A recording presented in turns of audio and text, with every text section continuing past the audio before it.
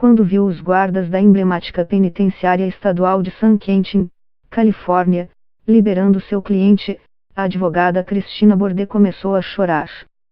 Nesse dia 19 de abril de 2018 ela conseguiu a libertação de Vicente Benavides, um agricultor mexicano que, em 1993, foi condenado à pena de morte, acusado de estuprar e matar uma menina de 21 meses.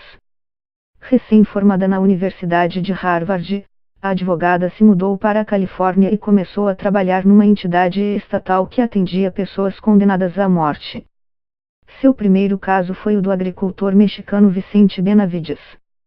A sentença havia sido passada 6 anos antes, mas, por causa de trâmites burocráticos, essa era a primeira vez que Benavides teria acesso a um advogado para apelar contra sua condenação.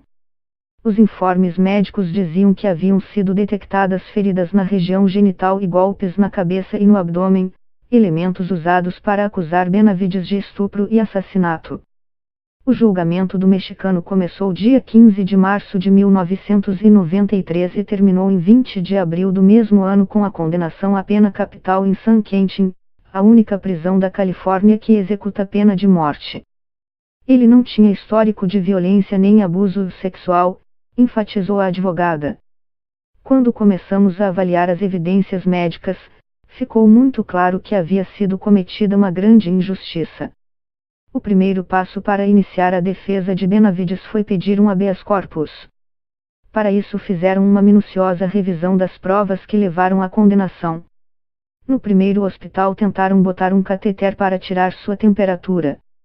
Os especialistas com quem falamos disseram que as feridas encontradas na genital foram resultado disso, diz Bordet. A partir daí, pediram que especialistas analisassem as provas e os testemunhos dados ao júri. Todos os que consultávamos diziam que a causa da morte indicada pelo patologista que participou do julgamento era anatomicamente impossível. Ele disse coisas completamente falsas, diz ela. O patologista declarou que a bebê havia morrido em consequência dos ferimentos anais, e outros médicos testemunharam que os ferimentos teriam sido causados por violência sexual.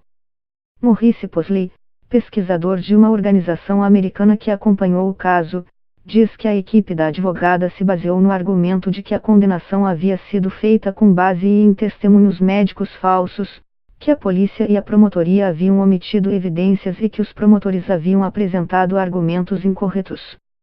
Quase todos os médicos que testemunharam no julgamento voltaram atrás e se retrataram, dizendo não terem visto os boletins médicos completos que indicavam que não havia evidências de abuso sexual quando a bebê foi examinada no primeiro hospital. E foi esse documento que acabou sendo chave para que um juiz da Suprema Corte da Califórnia decidisse absolver o fazendeiro mexicano em 2018 e determinar sua libertação. Vicente Benavides passou 1 ano e meio preso antes de ser condenado, esperou mais 5 anos até que a justiça lhe atribuísse um advogado com quem pudesse apelar a sentença e levou 26 anos até recuperar sua liberdade, aos 68 anos.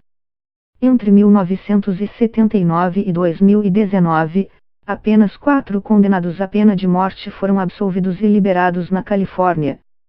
Antes do agricultor, o último caso havia sido no ano 2000.